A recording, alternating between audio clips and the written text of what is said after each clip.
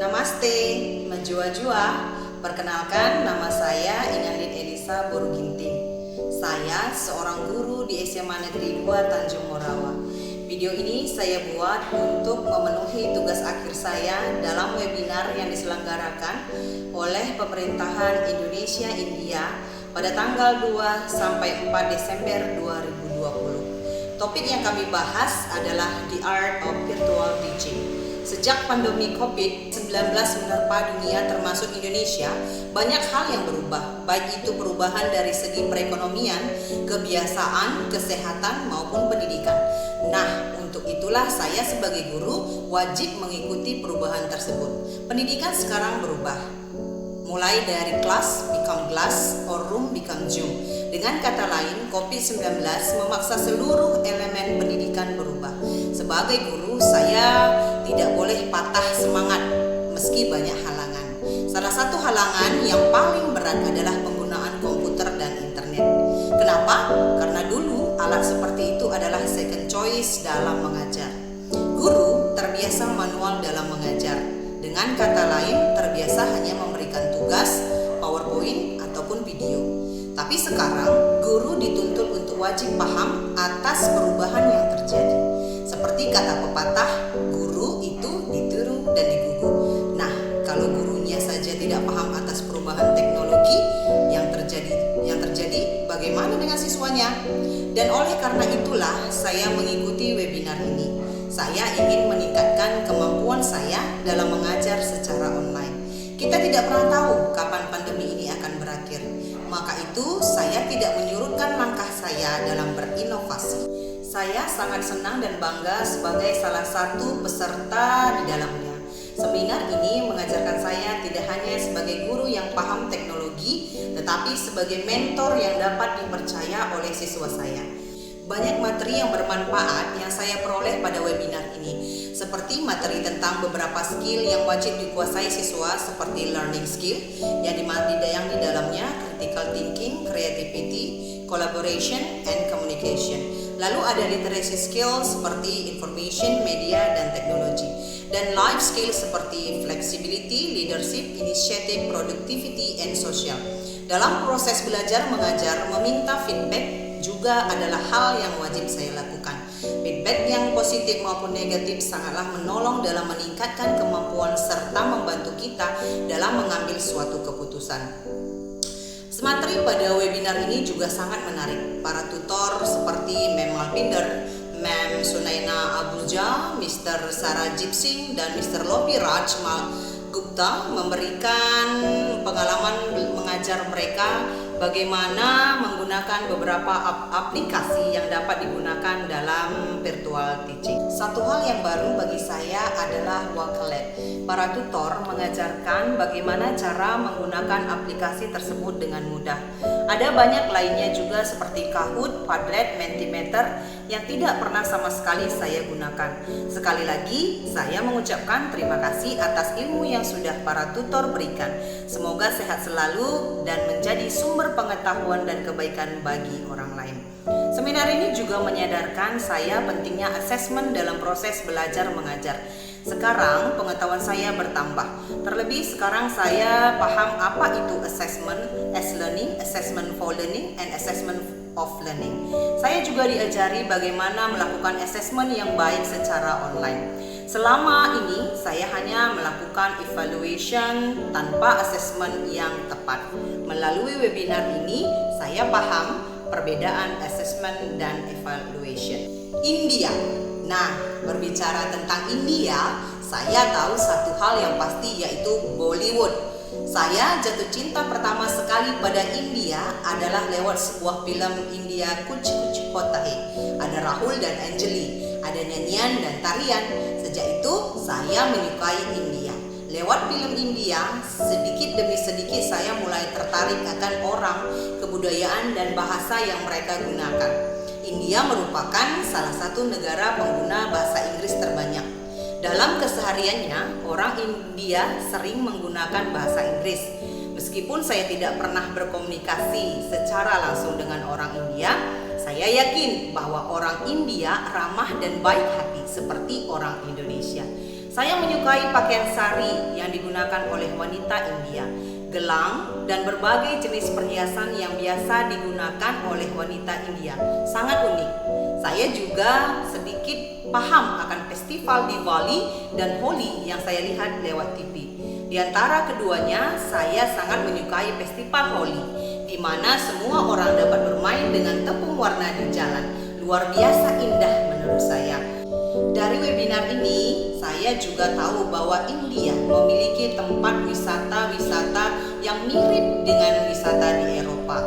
Misalnya gurun pasir Thar Desert yang berada di Rajasthan, air terjun Chitrakoot Falls yang ada di Chhattisgarh, Gulmarg di Kashmir, Valley of Flower, Rann of Kutch, Andaman Island, dan banyak lainnya. Saya berharap suatu hari nanti saya bisa belajar di India agar saya juga dapat lebih mengenal budaya India dan menceritakan budaya Indonesia. Jika mimpi saya menjadi kenyataan, tempat pertama yang ingin saya kunjungi adalah Sungai Gangga. Kenapa? Karena Sungai Gangga konon katanya merupakan sosok ibu dari seorang Bhisma yang agung pada kisah Mahabharata. Pendidikan di India. Berbicara tentang pendidikan di India hampir sama dengan Indonesia. Belajar di India tidak kalah menarik dengan negara lainnya. Kenapa? Untuk program sarjana, Indonesia India sama-sama belajar selama 3 dan 4 tahun. Hanya saja untuk jurusan-jurusan arsitek dan hukum, India sedikit lebih lama, yaitu 5 tahun. Begitu juga dengan program master degree dan doktornya memiliki kurun waktu yang sama seperti di Indonesia, yaitu 2 tahun untuk master dan 5 tahun untuk dokter. Seperti yang saya katakan sebelumnya, bahwa India merupakan negara yang paling sering menggunakan bahasa Inggris dalam kehidupannya sehari-hari. Nah, bisa kita bayangkan, jika kita belajar di India, maka kita juga akan semakin baik berkomunikasi dalam bahasa Inggris.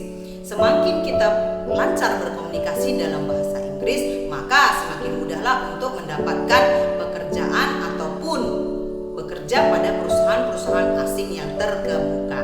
Tidak seperti di Indonesia yang fokus terhadap grammar, India lebih fokus terhadap komunikasi itu tersebut tanpa takut kritikan grammar yang salah. Kualitas pendidikan India sangat baik dan tak perlu diragukan. Salah satu universitas di India yaitu Universitas Nalanda dibangun pada tahun 700 sebelum Masehi dan merupakan universitas terbaik di masanya.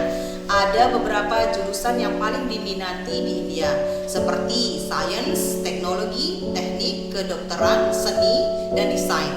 Kemudian banyak lulusan dari universitas di India yang memiliki karir cemerlang dan dapat bekerja di tempat-tempat terbaik di Eropa seperti bekerja pada Microsoft, PepsiCo, Nokia, Google, serta menjadi dokter di rumah sakit Amerika dan pendiri beberapa perusahaan-perusahaan besar lainnya.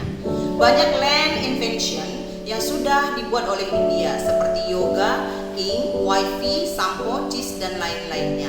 Ada banyak perusahaan multinasional yang sudah bekerja sama dengan India seperti Google, Mastercard, Bajaj, Adobe, SanDisk, dan banyak lainnya. India juga banyak menerima Nobel seperti Mother Teresa dalam Nobel Perdamaian, Hargobin dalam Nobel Psikologi, kemudian C.V. Rahman dalam sains, dan masih banyak lainnya. Untuk biaya hidup dan pendidikan di India jauh lebih murah daripada biaya hidup di Indonesia. Biaya pendidikan sekitar 15 sampai 25 juta per tahunnya, dan untuk biaya hidup juga sangat terjangkau. Seperti untuk makan hanya sekitar 20 ribuan per porsinya, dan untuk tempat tinggal hanya sekitar 24 juta per tahunnya. Untuk tiket bensin dan internet, juga listrik dan air juga sangat murah. Belum lagi harga buku di India jauh lebih murah dibandingkan dengan Indonesia loh. Bagaimana? Mau belajar ke India? Nah, pendapat saya tentang Lovely Professional University. Nah, Lovely Professional University merupakan salah satu universitas terbaik di India.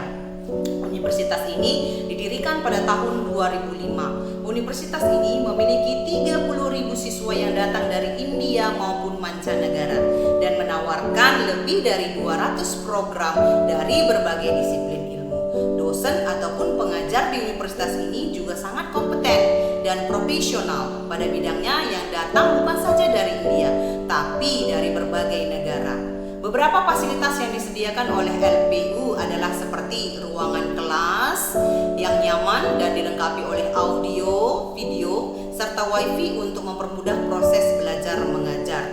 Juga dilengkapi dengan laboratorium perpustakaan terluas di Asia, online portal, kampus cafe, gym, asrama, dan masih banyak lainnya.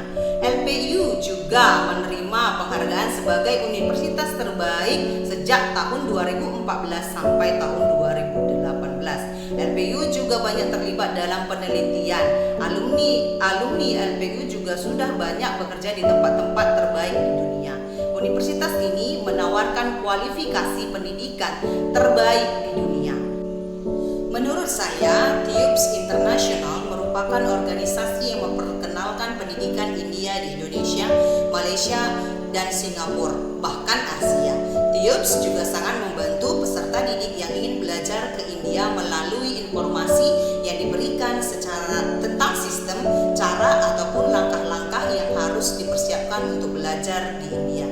Menurut saya, TIUPS memberikan dampak yang sangat positif dalam meningkatkan hubungan edukatif antara India dan Asia, serta berperan aktif membantu peserta didik yang berasal dari keluarga kelas menengah menemukan pendidikan kualitas baik dengan biaya yang terjangkau. Nah, bagaimana? Silahkan datang dan belajar di India. Indonesia jago. Terima kasih.